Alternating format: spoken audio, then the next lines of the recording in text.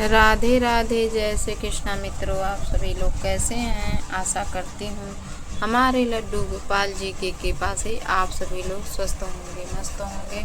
और आप सभी लोगों को श्री कृष्ण जन्माष्टमी की ढेर सारी शुभकामनाएं। दोस्तों 2025 में श्री कृष्ण जन्माष्टमी जो है 16 अगस्त को है। 16 अगस्त के दिन हमें श्री कृष्ण जन्माष्टमी का व्रत रहना है और श्री कृष्ण जन्माष्टमी का त्यौहार मनाना है। तो दोस्तों हमें यही चाहिए कि श्री कृष्ण जन्माष्टमी के दिन हम सुबह सूर्योदय से पहले जाग जाएं और अपना बिस्तर त्याग लें। रोज की तरह दैनिक दिनचर्या से निवृत्त होने के उपरांत हमें स्नान कर लेना चाहिए।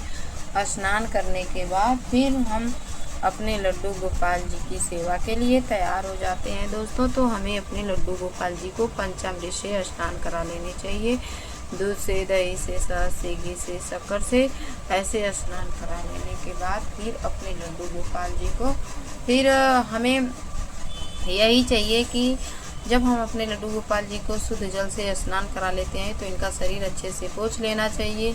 फिर अपने लड्डू गोपाल जी को फिर इन्हें सुंदर सा श्रृंगार करना चाहिए, जैसे कान के बाला, मोर मुकुट हुआ और गले में हार हुआ, हाथ में बांसुरी देना हुआ, ये सब सुंदर सा इनका श्रृंगार कर लेना चाहिए।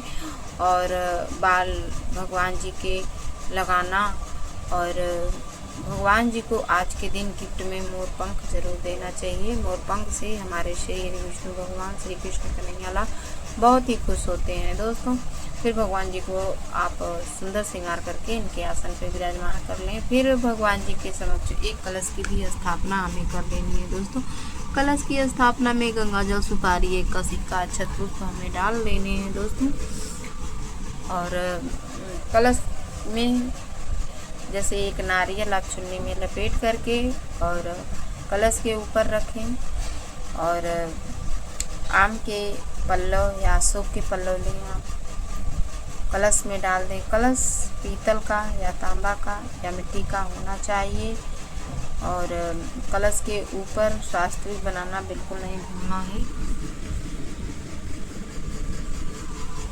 फिर भगवान जी के समक्ष सीजनी फलों के भोग लगाएं। बिल्कुल सरल विधि से हम आप सभी को पूजा करके बताए हैं। दोस्तों बिल्कुल सहज और सरल विधि है ये।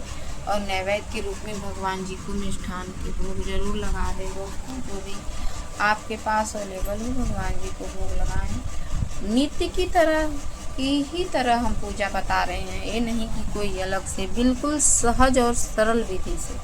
और जैसे आप भगवान जी को माखन मिश्री का भोग रोज पवाते हैं तो ऐसे ही हमें माखन मिश्री के भोग आज भी पवाना है। दोस्तों और क्योंकि आज तो श्री कृष्ण जन्माष्टमी है तो श्री कृष्ण जन्माष्टमी के दिन हमें माखन मिश्री के भोग जरूर पवाने चाहिए लड्डू गोपाल जी को।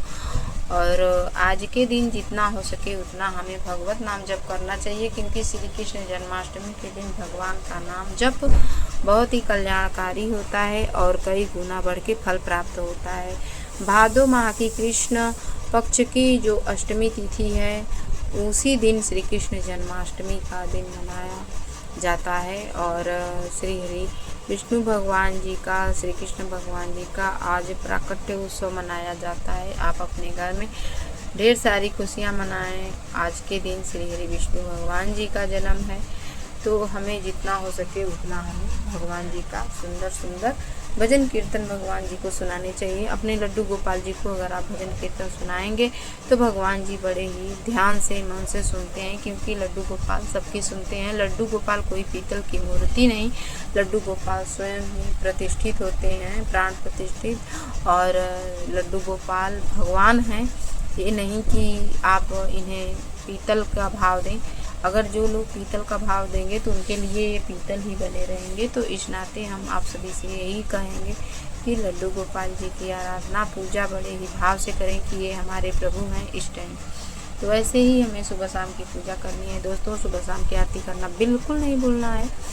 और लड्डू गोपाल जी को संध्या के समय भी जब आप डोला में इन्हें जैसे डोल रखते हैं उसमें अगर विराजमान करते हैं तो पहले अपने लड्डू गोपाल जी को आप स्नान कराएं।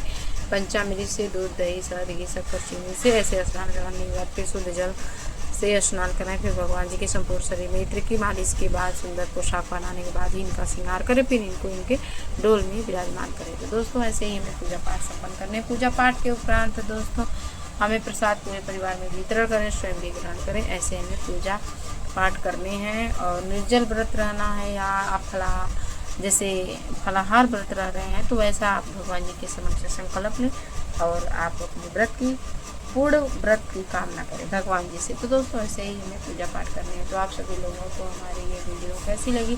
अगर ये वीडियो आप सभी लोगों को अच्छी लगी हो और आप लोगों के थोड़ा भी यूजफुल हो तो लाइक सब्सक्राइब करना ना भूलें। प्यारा सा कमेंट करके जरूर बताएं दोस्तों कि आप सभी लोगों को हमारी ये वीडियो कैसी लगी। और भी तीज त्योहार की जानकारी प्राप्त करने के लिए हमारे किशन करें, आप लोग चैनल को लाइक करें, सब्सक्राइब करें ताकि हमारे आने वाले वीडियो के नए नोटिफिकेशन आप तक पहुँच सके। राधे राधे, जय श्री कृष्ण।